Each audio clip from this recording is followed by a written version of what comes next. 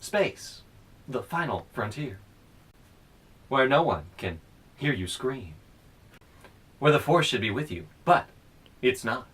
There was an excellent multiplayer game called Starcraft.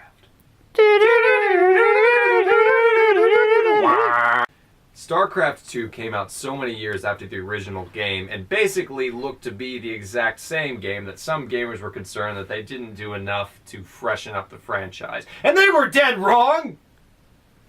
The multiplayer aspect of Starcraft 2 is amazing.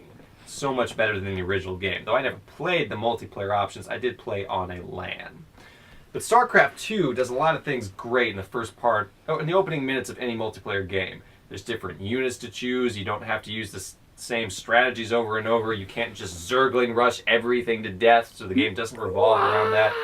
It's much, much faster in its opening minutes too, with the Protoss' ability to speed up the production of its buildings, with the Zerg's ability to have queens, and with the Terran's ability to just build 2 units at the same time like bosses. I loved the fact that they made all these improvements, and as I played more and more of the multiplayer games, I realized just how much attention and polish had been paid to this new game.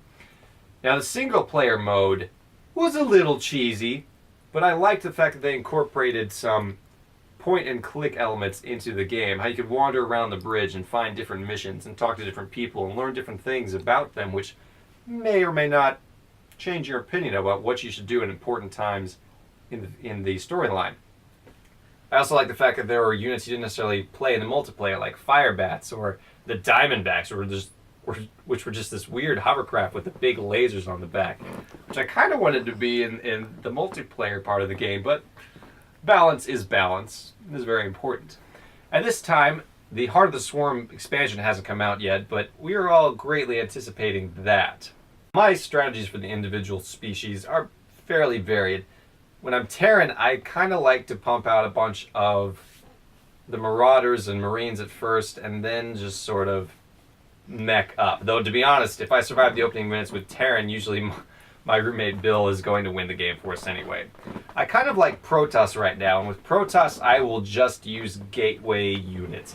I will gateway units the crap out of everything, just have a big, giant army. Sometimes moving up to Dark Templar and Archons, and maybe something a little cooler than that with Colossi and Immortals, but pretty standard Protoss strategy. The Zerg I like so much better in this game, and I'm not sure I can tell you why. I don't know if it's because of the queens are able to build a lot of units quickly. I don't know if it's because I like certain units a lot better than the lack of units I liked in the original StarCraft, but maybe it's a mixture of both. Basically, I could just use roaches and hydralisks for a pretty beefy wall and barrage combination, and then move up to cooler units later. Of course, like everyone else who plays StarCraft, Mutalisks can be a lot of fun and do a lot of damage to people's mineral lines, so I do a little bit of that myself. What else is there to say about StarCraft 2? Seriously, if you want a longer video, you must construct additional pylons.